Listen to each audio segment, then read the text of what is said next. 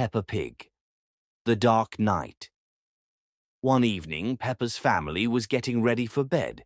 The wind howled outside, and the sky was covered in dark clouds. "What a creepy wind," Mummy Pig said, closing the curtains. "I'm not scared at all," Peppa declared, trying to sound brave. Daddy Pig chuckled. "Well then, good night, Peppa." But the night would be far from peaceful. Peppa woke up in the middle of the night to a strange noise. At first, she thought it was the wind, but then she heard a faint whisper. "Peppa, Peppa." She got out of bed and looked out the window. There was no one outside, only the swing in the yard, swaying slowly on its own. Feeling uneasy, Peppa decided to check if everything was okay. She tiptoed through the house and noticed that George's door was slightly ajar. Peeking inside, she saw George sitting on the floor. His face was hidden in shadow, and his toys were arranged in a strange circle. "George, what are you doing?" Peppa asked. George slowly lifted his head. His eyes looked dark, and his voice sounded hollow. "Playing." A chill ran down Peppa's spine. Returning to her room, Peppa heard a noise coming from the living room. She crept downstairs and saw the television had turned on by itself. Strange, blurry images flickered on the screen. Suddenly, the screen went black, and a familiar voice came from the speakers. "Why aren't you asleep, Peppa?" It was Daddy Pig's voice, but it sounded unnatural, as if someone was imitating him. The next morning, Peppa's family acted strangely. Mummy Pig silently prepared breakfast, and Daddy Pig stared out the window without moving. When Peppa asked if everything was okay, they replied in unison, "Everything's fine, dear." George barely spoke. His toys were now always arranged in the same circle Peppa had seen during the night. Later that evening, Peppa heard whispering again. This time it came from outside her bedroom door. She opened it slowly and saw her entire family standing in the hallway, staring at her. Their faces were blank, with distorted smiles. "Peppa, it's time for bed," they said in unison. Peppa backed away, but her parents and George began moving toward her. Their shadows stretched along the walls, growing enormous and menacing. "Why are you acting like this?" Peppa screamed. Mummy Pig stepped closer and said, "Now you'll be just like us." The Vanished House. One morning, Peppa and her family woke up in their usual home.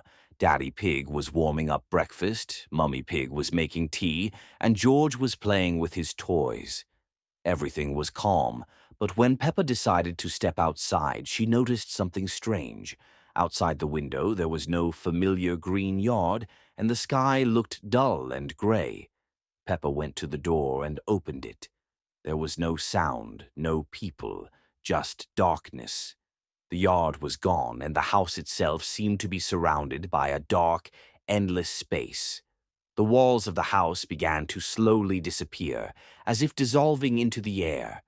Peppa tried to return inside, but the door slammed shut, and everything inside turned dark. She screamed and ran back to her parents, but they were sitting as if nothing had happened. Daddy Pig was still reading the newspaper, and Mummy Pig was still making tea. Peppa tried to tell them what had happened outside, but they didn't hear her. Then Peppa noticed that everyone in the house seemed strange. Daddy Pig no longer laughed, and Mummy Pig wasn't smiling. In search of answers, Peppa decided to step outside again. This time, when she stepped out, she found herself in an empty world. Everything around her was gray, with no trees or familiar buildings. Peppa turned around and saw the house she had lived in disappearing, turning into mist.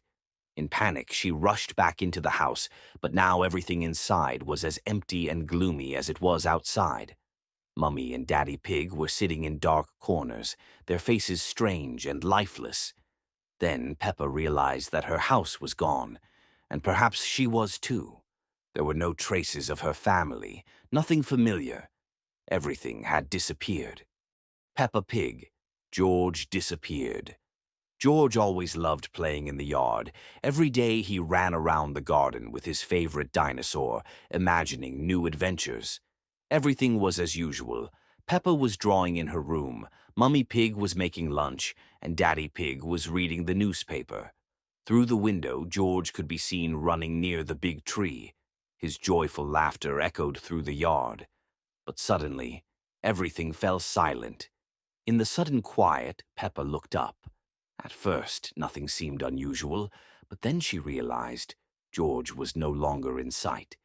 The backyard door was slightly open. On the grass lay his toy dinosaur, abandoned in an unnatural position, as if George had simply dropped it. Peppa stepped outside, but the garden was empty. No movement, no sounds, only a gentle breeze. Mummy Pig called for George, but there was no response. Daddy Pig joined the search.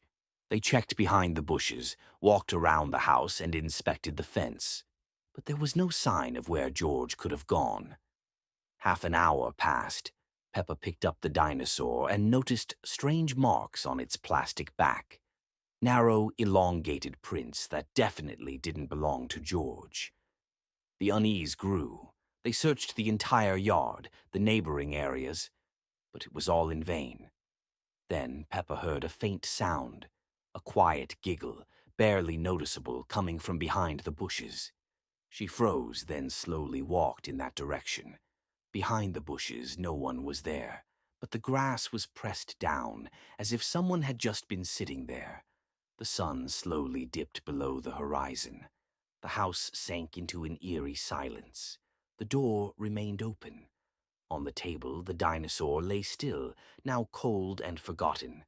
When darkness fell, Peppa heard the giggle again, this time right by the door.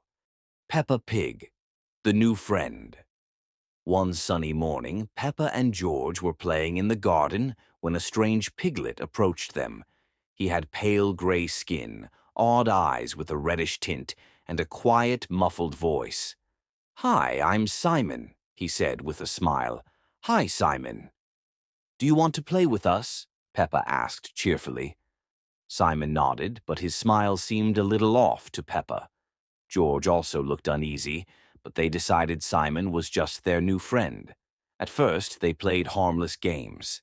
Simon suggested hide and seek, but chose the strangest hiding places, like behind the trees where no one ever hid. When George tried to find him, he suddenly heard a whisper behind him, even though Simon should have been far away. "It's just a game," Simon said, stepping out from the shadows. By evening, things got even stranger.